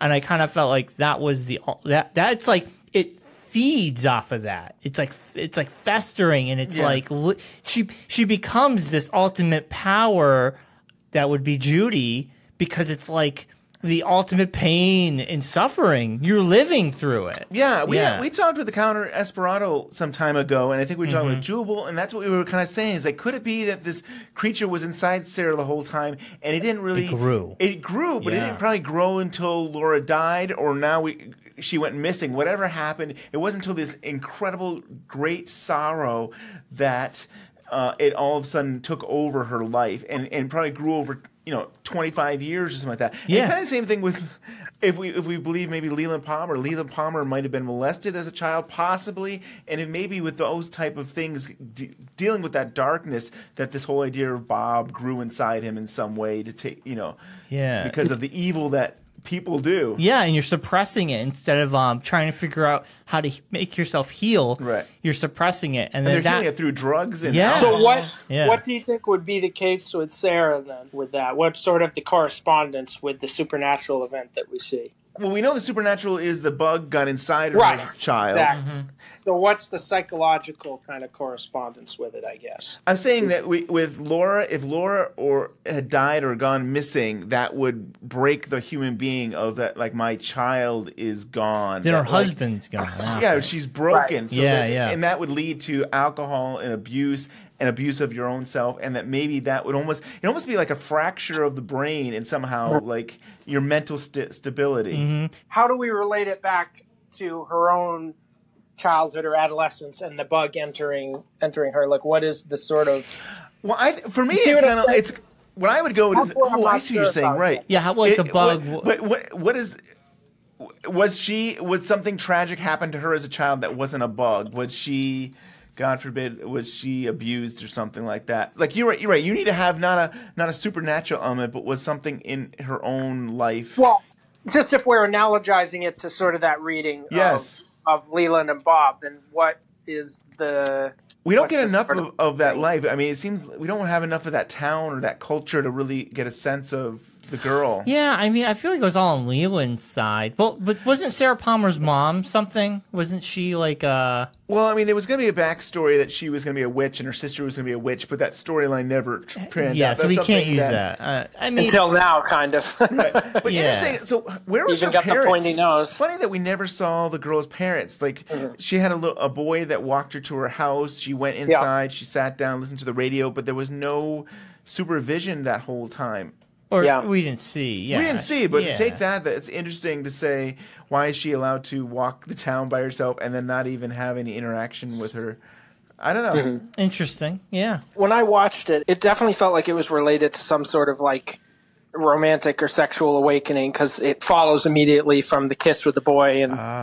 But that was sort of a positive thing, or so it seemed in the light of that. So I don't know if it's sort of like just Lynch's sort of like dark view of sexuality in general that often seems to be the case, or what. But it didn't seem coincidental that they set it up with that whole little sequence of her walking home with the boy. Which also, just side note, I don't know if I mentioned this before, but it is funny that she sees a penny and she picks it up and she's like, "Oh, penny." And that's when we see like the copper-looking Lincoln look-alike come down from the sky, like right after that. Got a light? And usually picking up a penny is good luck. Yes. Well, I mean, it has Lincoln right on it. Is why I'm thinking and the actor kind who of played funny. Lincoln. Right. Exactly. Yeah. I look at it though as like the town seemed innocent. We're in the late 40s. It feels like an innocent time period, and yet maybe it's almost like innocence is gone now. We lost that we have real violence. I mean, we're now past the nuclear bomb. I mean, there's real. And we have drugs. In the present day Twin Peaks, we have a drug epidemic, and the book tells us there's a prison built in Twin Peaks. It was the Ghostwood Estate. So I always thought it was going to be like a shopping mall or it was going to be a country club. Yeah. It turned out to be a prison. And a private prison, being they basically are there to make money. A lot of them are. Privatized, yeah. And I know Frost was trying to make a statement about that like, you know, you don't have good. They don't care about the people. They're just there to make money. Money, yes. Yeah, incentivizing to make money. One last thought about Sarah Palmer in that bug. I took it as the seed enters her that's going to curse her for the rest of her life, just like Leland meets Bob or someone in that woods and kind of curses him. So maybe these two cursed people meet and they have a child. This is why it would be interesting to see who came up with what and how their discussions unfold, like the process behind it. I mean, I don't think he's even revealed yet, unless it's in one of the interviews I haven't finished reading yet, like what was the idea he came to Lynch with. He hasn't said that. I mean, true. I kick myself that I didn't ask. I mean, he mentioned it. He said it on our show. He says, I had this great idea about bringing the show back, and I brought it to Lynch's attention. I kicked myself that I didn't do a follow-up question. If he'd say, though. I don't know. Do you think he'd say, though? He wouldn't say. You're absolutely right. They wouldn't say. He wouldn't say that. Yeah. Yeah. But I wish I had asked. I feel like maybe he'd tease it or something. He'd say, well, it has something to do with this, and then... But he wouldn't say. It's hard to imagine him just coming out and being, oh, it was Dougie in Las Vegas. Right. Know? Yeah. Yeah. He did say he really enjoyed doing. I think we said both Lynch and him really enjoyed doing the Dougie Cooper story. Yeah, that was probably more of like a solution they came up with when they were like, how do we tell an 18-hour story about Coop getting out of the lodge? Yes, and Mr. C and all that. Yeah, I remember thinking to myself, is he? Yeah, because like to be gone for 25 years and all just bring him back, you think you need a transition and. So it kind of makes sense. It was a long transition. I thought it was going to be 16 parts.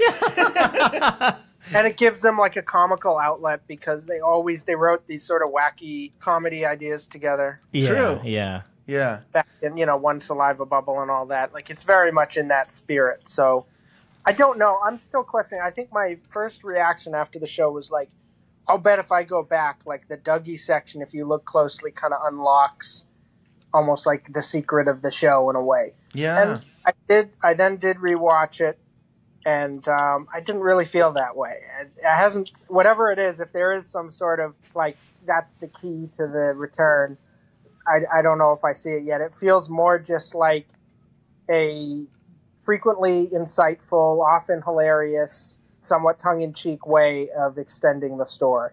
If we got a season 4, even if we didn't get a season 4, it could unlock the secret of Carrie Page, because we saw him go into someone else and he had to escape and figure out and break through.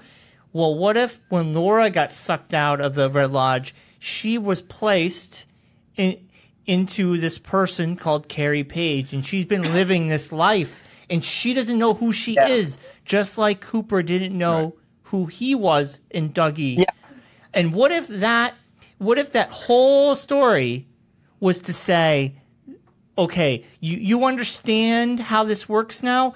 We can give you another character just like that. Yep. Yeah. And it could be Carrie Page. And you don't need all that now. Laura's Dougie. Yeah. Right. What if Laura's the new Dougie, and now if we got a season 4, it could be Cooper trying to get through and figure out A, what's going on, and B, okay, maybe I know and the audience knows, so they have more information. We have more information about it, and how can we break through to Laura? Sure, that's a theory. Yeah, that I mean that. That's sort of. I think that's where a lot of minds are kind of going in terms of where it could go. I mean, I do think it's interesting to ask what Carrie Page's relationship to Laura is. Carrie Page probably went into the lodge and disappeared, and now Laura's living as this new person, just like Cooper was. Somebody living would as have a had new to person. create him. Only in the sense that there was a Tulpa. That's what I'm saying. But it was manufactured to be Cooper. What if the lodge? Why would they need a Carrie Page Tulpa to hide Laura? All right. What if they were hiding Laura from not being killed? I could buy that. Maybe. I could buy that. Because she disappeared. Here's she the issue, killed. though. In the credits of Part 18, Cheryl Lee is credited as Laura Palmer and separately as Carrie Page. Whoa. Whoa, so really? That always kind of affects my thinking a little bit. Wow. Along with questions of kind of, well, there's Laura in this, which universe are we in, or are we in one, or this or that, some of which the book kind of, I don't want to say settles, but it gives us one answer to. Which, I mean, so to go back to that, I think we talked about it before. I think Bryon was on the same page as me. We all kind of preferred this reading that, and Ben, you were just saying you're on the same page too. It's like this reading that Fire Walk with Me is still like this sort of the single ending, and this was actually just something else entirely. But Tammy does know that Laura died, but then all of a sudden she's like, I looked at the paper and it says this. Why? Yeah, like where does that memory come from? Yeah, and why does she have it and they don't? Yeah, and then all of a sudden she's saying, I'm starting to forget things now near the end. Like I'm losing my marbles here. I'm forgetting things. I wrote it down, thank God. And it's weird. Anything else you want to share with us, Joel, about this book? Any final thoughts? Well, it's interesting to consider in relation to Fire Walk with Me, because I don't know if Frost ever really went back and engaged totally. I could be, maybe he did quite a bit, but I don't know if he really engaged with Fire Walk with Me that much. I suspect he just watched the missing pieces. Because he keeps, whenever people ask him about Fire Walk with Me, that's what he brings up. And pretty much everything in the series, other than Lynch just reusing the footage from Part 18, like everything in the series is from the missing pieces. The ring, the Jeffries and Judy, Garmin Bozia's barely in it at all. So it feels like that was more the text he was focused on. Like maybe he did, he probably did go back and watch Fire Walk with Me just in terms of preparing for writing the ending where he goes back and rescues Laura. I would imagine. I could be wrong, though, because they could have just, said, well, just put in the script, I have my doubts. Yeah. It's interesting. So, so Mark Frost, it seems like he had this idea, whatever this idea was, to bring Twin Peaks back. He goes to Lynch.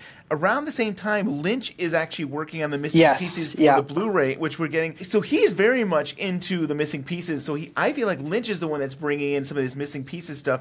And talking with Frost, he doesn't seem like he's watched any of the series again. He hasn't gone over the scripts. He watched the final episode with David, and that's about it. He's talked about. Well, he did say he saw the missing pieces, though. And So we confirmed somebody asked him, I think it was Brad Dukes maybe, and he said, so David Lynch has said, Firewalk. I can't remember what the question was, but he goes, have you reassessed sort of Firewalk with me or something? And his answer is something like, well, I saw the missing pieces, and they really clarified a lot for me. It seems like the Jeffries, Judy stuff and the ring, and maybe that footage from the end, like that's what appealed to him much more than sort of telling Laura's story and maybe the Deer Meadows stuff. Although obviously, they wrote Carl Rod into it and stuff. But it seems like he was more interested in the potential of the lore.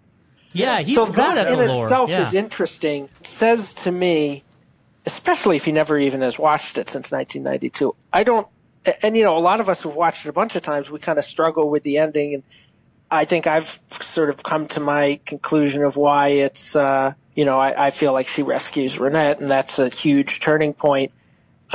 I think for him, it's just dramatizing what they already knew from the series. So I don't think he's that concerned about, this is just my guess. Mm-hmm. I don't think he's that concerned about taking Laura away from her fate in Firewalk with Me, because I think he sees it as purely tragic. Huh. That's yet, just to me, a I guess. think those angels in the Black Lodge that somehow she's won right. and that she's she's actually saved. Yeah, I would think Lynch, that means something to Lynch as well. I'm not sure what in relation to what he does in the new series. I think for Frost, I don't think that aspect of it would be something that would give him pause, because I don't think it's something he feels particularly engaged with. Just that's my read from a distance, from his comments on it, stuff like that. I don't think he sees Laura as a heroine, is basically what I'm saying. Yeah. And that's a different take than at least where Lynch was in 92. So the combination of those two things in the end of the series is interesting to contemplate in that light. And it's funny you say that, Joel. As we said earlier, in the 91 script of episode 29, you have Laura saving Cooper. I mean, I'm guessing it's probably Mark Frost's let me book. rephrase that. Yeah. I think he might see her as something of a heroine because she's in episode 16, which he co-wrote. He says, she was too strong, she wouldn't let them in, and everything like that. But I don't think he sees her as a protagonist in any sense. I don't think that's his. I mean, we know he didn't want to make that movie and didn't want to participate in it. So it's just interesting to sort of have these two people writing this together, referencing the film that Lynch made without Frost, in which quite probably one of them actually sees Laura as being, at least having that sort of potential of being a protagonist, and the other one doesn't so much. Yeah. It's fascinating. It's really interesting. Yeah. Yeah, they so each that's have all. their own strengths about the story. Right. Yeah. They have different takes, but somehow they make it work. Yeah. That's why they make a good team. Right. For Twin Peaks. But they give us something to struggle with anyways. Yeah. So, Joel, what are you working on these days? I know last time we talked, you were working on your characters. Are you still working on that? Yeah, I came up with a whole methodology for it. So right now I'm at the stage where try and do it for a little each day here and there. I've still got the Showtime app, so I'm going on there, and I'm getting screen caps to illustrate everybody's entries. Nice.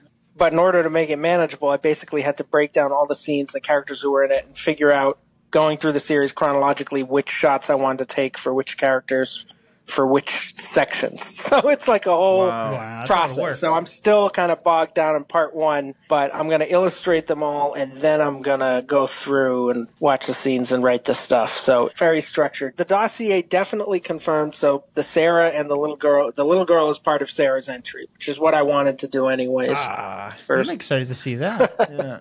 Cool. Yeah. Well, thank you so much, Joel. Yeah, I mean, thank it was you. great talking with you. I love that we went on a tangent on all kinds of It was a theory great stuff. conversation tonight. It was almost like a expanded Lost in Twin Peaks here. Thank you, John Thorne, and thank you, Joel Bocko, for being on today's show. And thank you for everybody who listened and enjoys our show on a weekly. We appreciate the feedback. We appreciate the comments.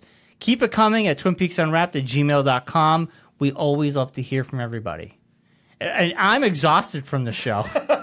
It was a lot to take in. It is a lot. Right. Like I said to Joel, I am more confused than I have ever been before, but I love it. I love it. Then you really are a Twin Peaks fan. You gotta love the confusion. You gotta love the confusion. Yeah. Yeah. Oh, it's so much fun. Yeah, and so next week we're going to have Andreas on for our Thanksgiving Day week, which is going to be really cool. And then we're going to kind of slow down at the end of the year, and we're going to kind of dive into David Lynch's short films. David Lynch's short films. Yes. Which is going to be very exciting.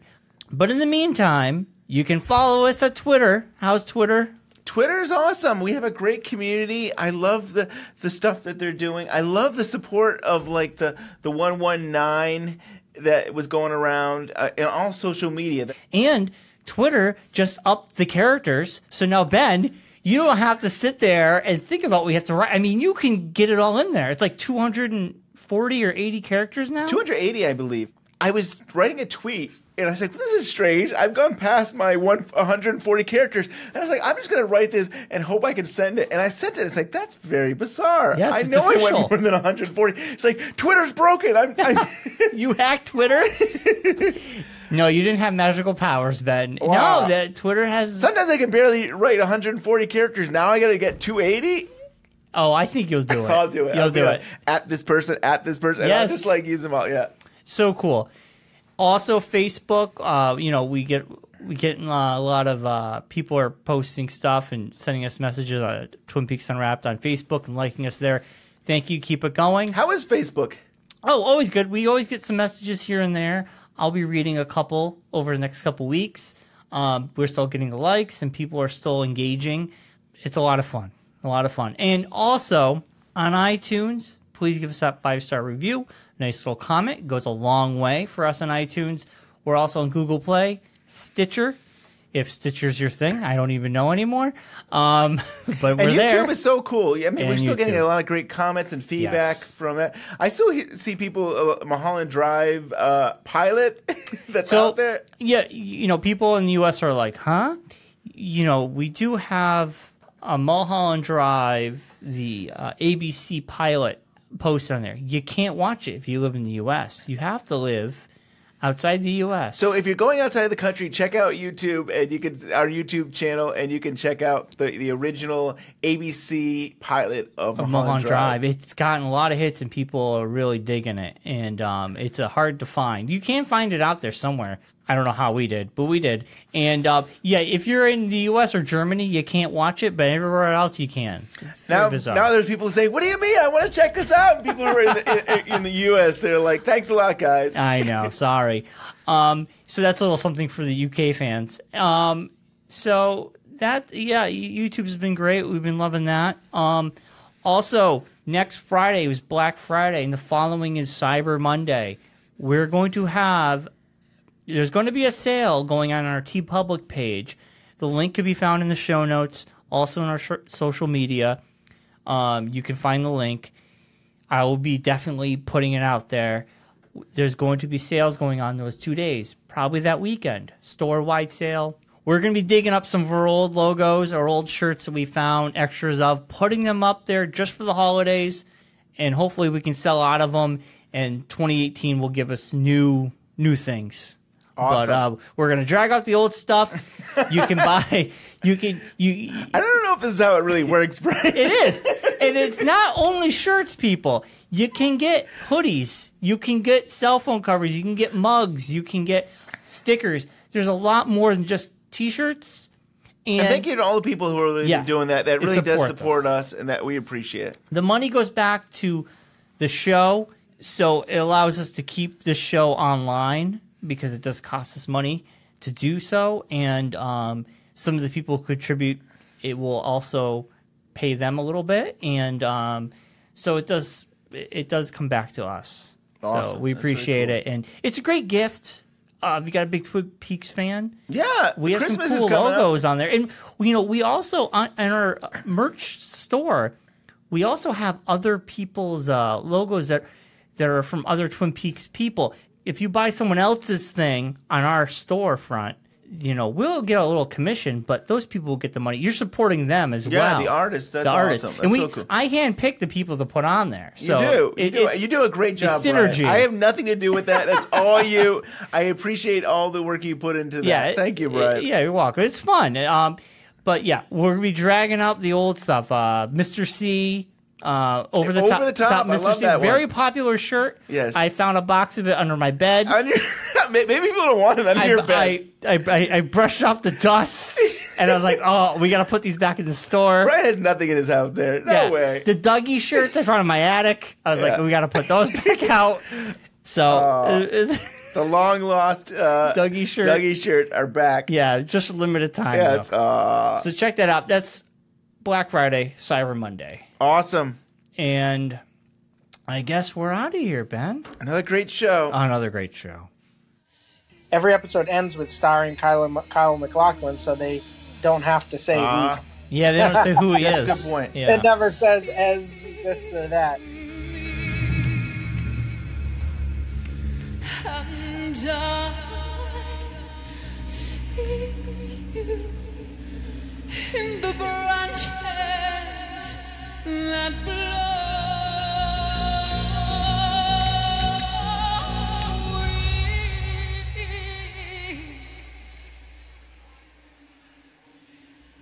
The breeze